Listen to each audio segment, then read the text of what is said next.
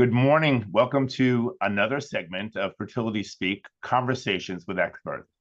I'm Dr. Daniel Stein, a senior partner of Reproductive Medicine Associates, or RMA of New York, one of the nation's premier and most respected fertility practices. I myself have over 27 years of experience as a reproductive endocrinologist or fertility specialist in New York City.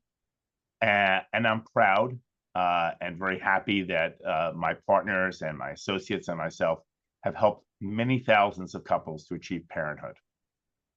Today, I am so pleased and honored to speak with Dr. Rachel Gerber, who is a top fertility specialist in New York's Westchester County and an excellent resource on all things fertility related.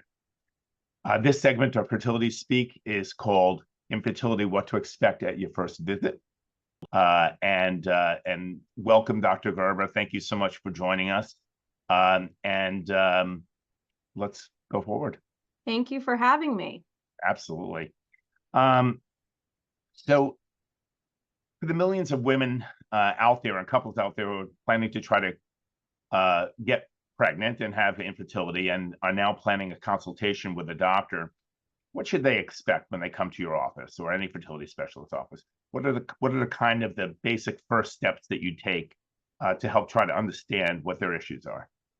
So the most important thing is just to understand their medical history and their reproductive history. So we want to know details about their menstrual cycles, about any GYN history that they may have of gynecological diseases. And I also take a detailed sexual history to understand if there could be any issues in that department. Excellent.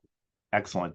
And so you get a general sort of sense of what's going on. And as you said, medical history and a menstrual history, and all this stuff, the time that they're taking to get pregnant and so forth. And I assume also the age and the number of babies that they wish to have is also an important part of your history. Definitely. I always talk about, we want to make a complete family.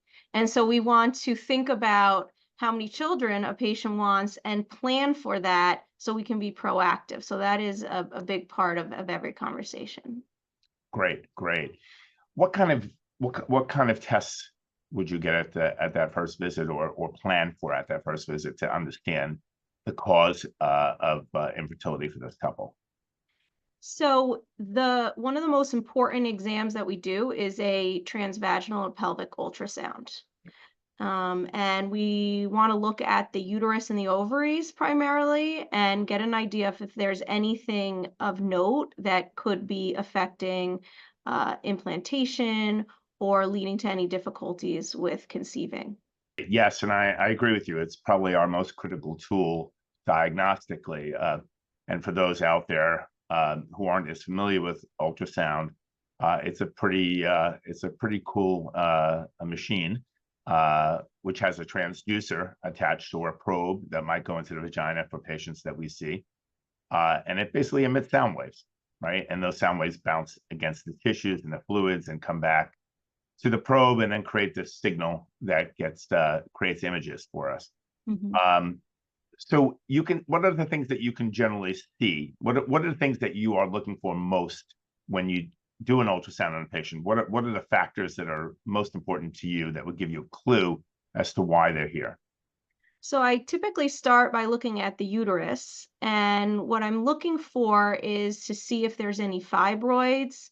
I look at the lining of the uterus to see if there's anything within the lining, like potential polyps, which is benign growths inside the lining of the uterus that could be affecting implantation.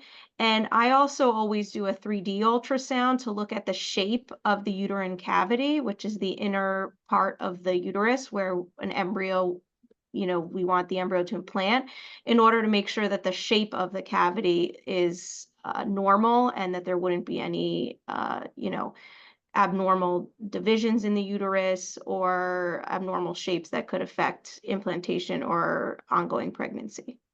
Yeah, that's a great point. That's a great point. I mean, I see a lot of patients who have come to us and they have records where they've only had 2D ultrasounds, and those can be helpful. But I agree with you wholeheartedly. A 3D ultrasound definitely gives us a different dimension of what we're looking for.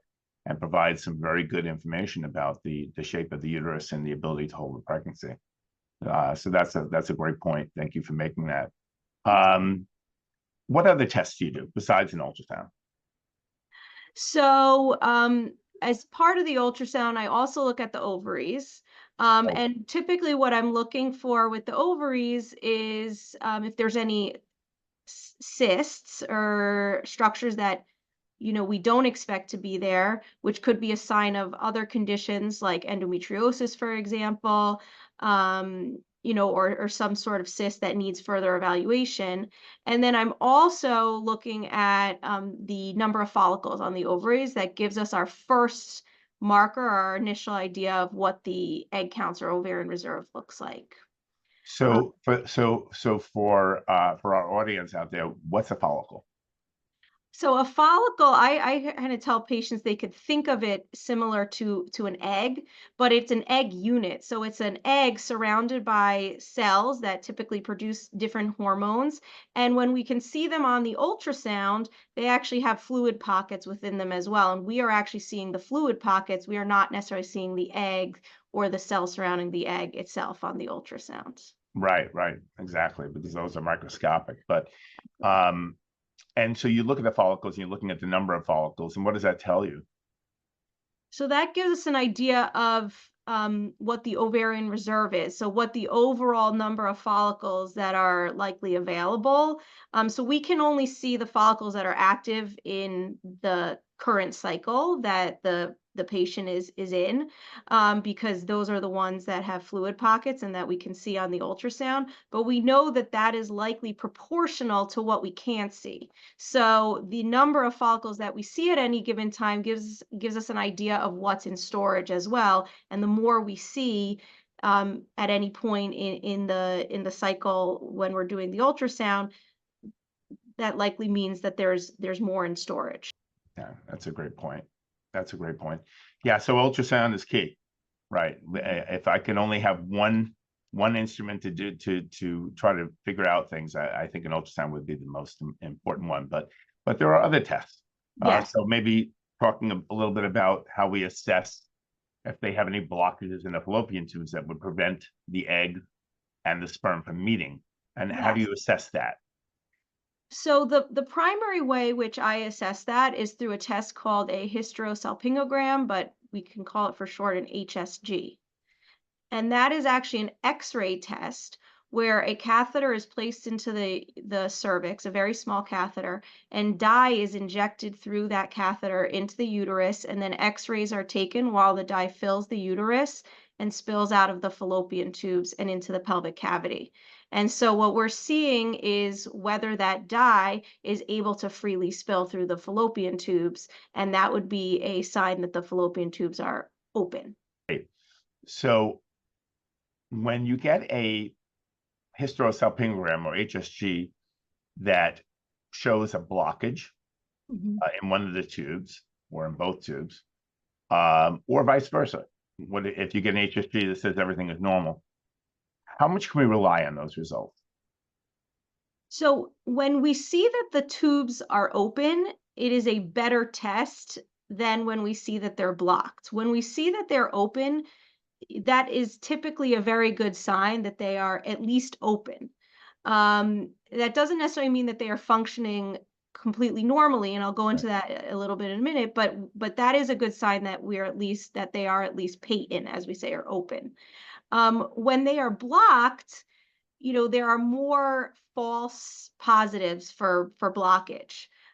So there are different reasons why we can get a blocked tube or what looks like a blocked tube on an HSG where it may not actually be blocked. For example, when you get blockage of both tubes, we call it proximally or at the entrance of the tube, right near where the uterus and the fallopian tube meet, that can frequently be a sign of something called tubal spasm, where the uterus and the area where the tubes connect actually clamp down when you inject the dye, and that can actually be the reason why the dye doesn't go into the tubes.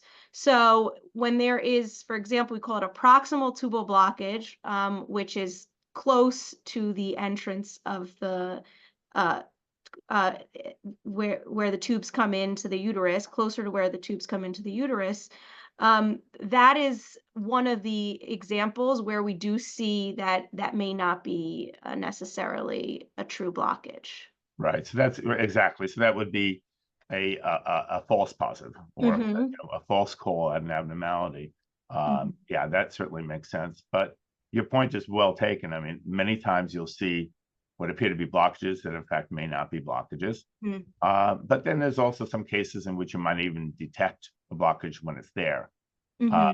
and I know that over the last, quarter of a century, I've read so many studies, and there are so many different studies that show varying rates of sensitivity of this test.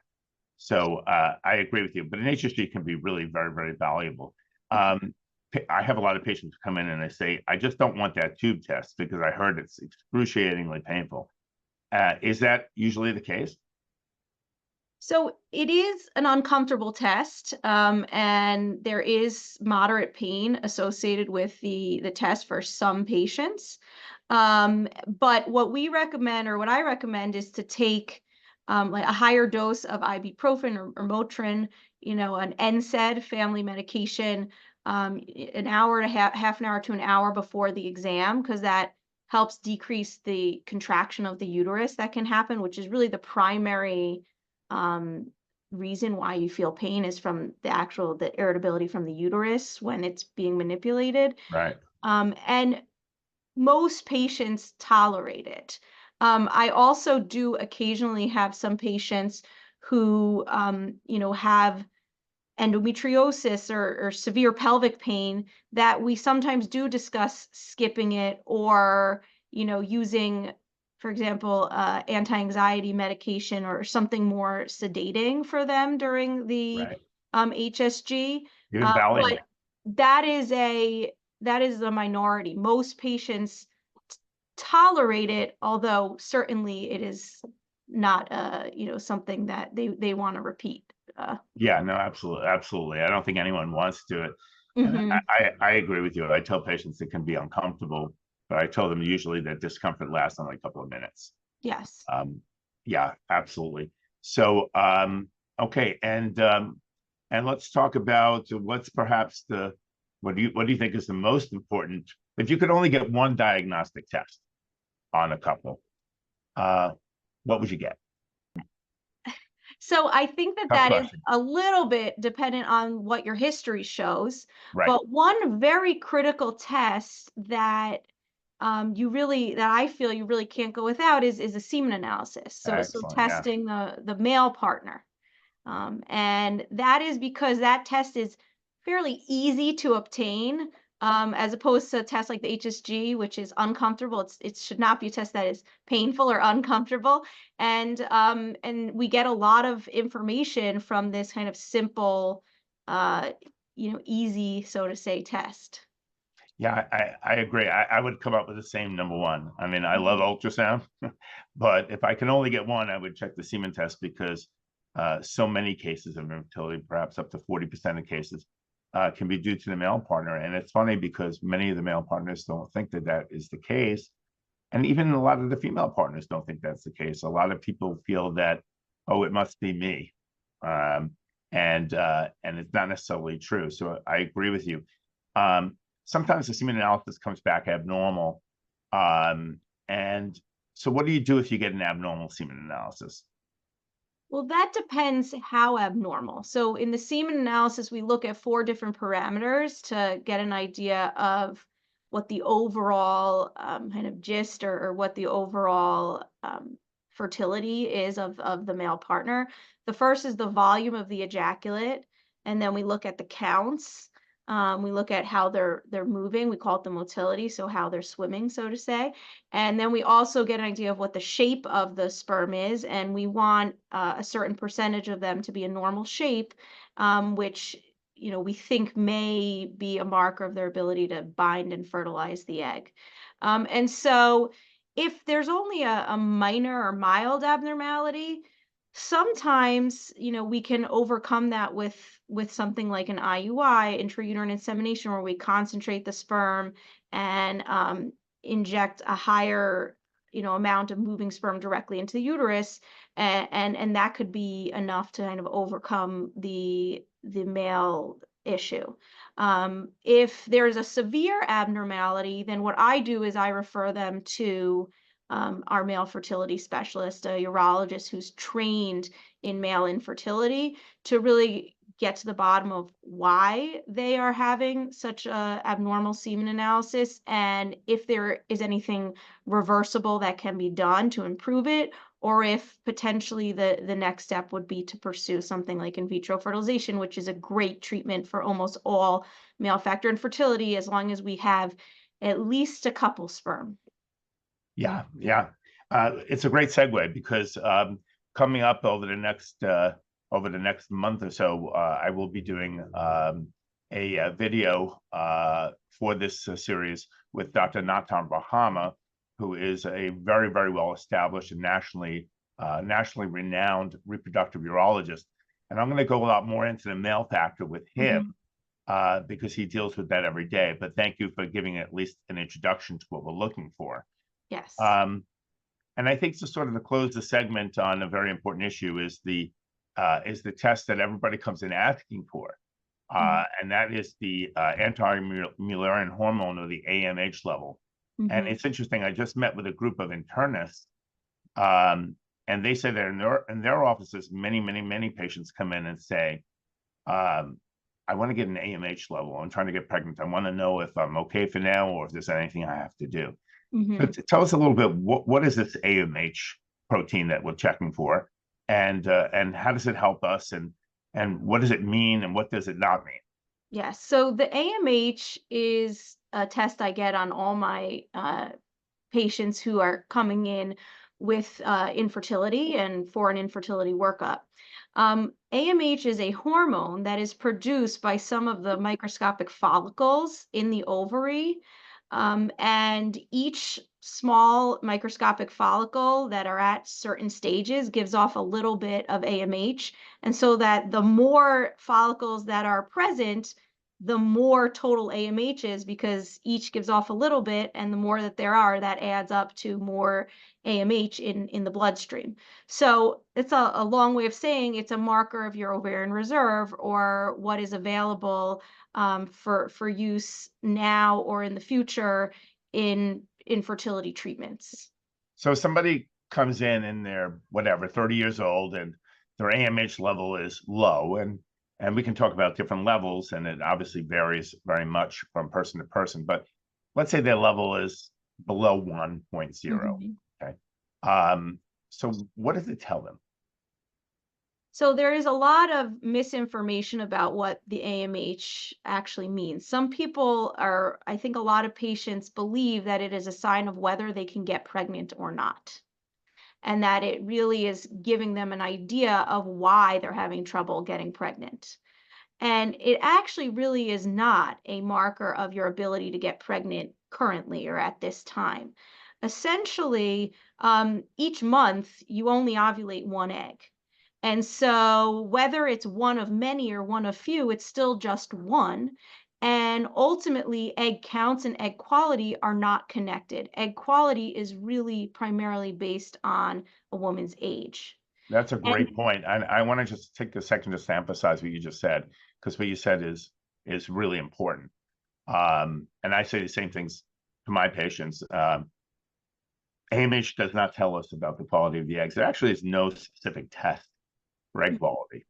But I agree with you. I mean, the one thing that we know for sure affects the quality of the eggs, and that is their genetic capability of leading to healthy embryos, is age. So, and that's really important, because if I have, and you can expand upon this, but if I have somebody who is, 38 years old and has a good AMH, versus somebody who is 30 years old and has a lower AMH, which one do you think has the better chance of pregnancy? So the 30-year-old would still have a better chance of getting pregnant Yeah, currently or at age 30. yeah, yeah. It's a great point. The reason I mention this, and I'm sure you deal with this all the time, is that many patients come in and they were told by somebody, or sometimes even their doctor or their OB/GYN, who said, I know you're 38, but your AMH is good, so you don't have to worry about it. I know you've been trying for a year, just keep trying a little longer. What would Mhm. you say to that advice? Well, I would say the older you get late 30s to early 40s, you really need to be more proactive regardless of the egg counts, because at that point the primary driver of difficulty getting pregnant is more likely the egg quality or the ability of any given egg to form a high quality embryo that's chromosomally normal and can produce a healthy baby. And so Right. even if your egg counts are good, in your late 30s to early 40s, that doesn't mean that time isn't important anymore and that you've kind of beat the clock. You still have to take into consideration that despite there being a good amount of eggs, that each egg is not as viable or not as able to produce a healthy baby. And so we can potentially do things and use interventions to try and help make that more likely at those older ages, that aren't just kind of wait and see what happens on your own. Great, great point. Um, as we come towards the end, are there any factors that can affect the AMH level, maybe even giving us some false view of the AMH level? hmm So definitely, um, one of the things that we see most is birth control pills. So, or any type of hormonal birth control that suppresses ovulation or shuts down the ovulatory cycles. And what happens is the way I describe it is that this can put your ovaries into a hibernation. It is completely reversible, but they are kind of quiet and suppressed and not as hormonally active as when you have somebody who's ovulating in regular cycles. And Right. because of that, they produce less hormones overall, and that includes the AMH that is produced by those small follicles, microscopic Yeah, we do see that a lot. follicles. You're right. Birth control pills. I also tell people who are using like the vaginal rings for contraception. hmm Even hormonal IUDs have been shown to sometimes have an Yes. suppressive effect. But I tell, obviously, if they have a copper IUD, I'm not concerned about it. hmm What else besides contraception? So also there's some data that BMI or kind of weight um, have can affect the AMH In a level positive or a negative way? in a negative way. Yeah, I've seen those studies too. So I know that there's been so many studies on that, and I have not seen one that really comes to an absolute conclusion. I agree. You're right. There's a lot of data showing that a higher BMI can be associated with, or body mass index can be associated with lower AMH levels, and then other studies don't show that. So, hmm and the same thing that sort of like that is people with vitamin D deficiencies. Some studies show that if you give vitamin D, their AMH levels actually rise, and other studies don't necessarily show that to be the case. So, I agree. I guess as a last point, we do take care of many patients, unfortunately, for what we call oncofertility, and we're gonna be doing a very interesting segment on oncofertility with Dr. Giovanna Lekovich. Um, Chemotherapy, radiation, people who've had that in the past. What would you expect with regard to AMH levels? So we those types certain chemotherapies and certainly radiation to the pelvis, where the ovaries are not shielded or really in the radiation field, could negatively impact the egg counts, and we call those gonadotoxic. medications because they can be toxic to the reproductive organs and the ovaries or testicles in males, and lead to early decline of eggs, of egg loss. Yeah, yeah, great, absolutely. And some chemotherapeutic agents are worse than others, Hmm. and we know that. Well, I think that we covered a lot today, and I want to thank you. I very much appreciate you coming on and discussing these topics. And for everybody out there, the purpose of this series is really to educate, and to provide you with information about what we as reproductive endocrinologists are looking for, and what's important to us, and what helps us gain clues about what's going on and how to best treat each couple or each patient. So again, thank you so much, Dr. Rachel Gerber, one of Westchester's top reproductive endocrinologists, who it was very kind today to come in and answer some important questions. This concludes this week's session of Fertility Speak Conversations with Experts. We have some wonderful, wonderful segments coming up in the future. Thank you again, Dr. Gerber. No problem. I'm happy to be here.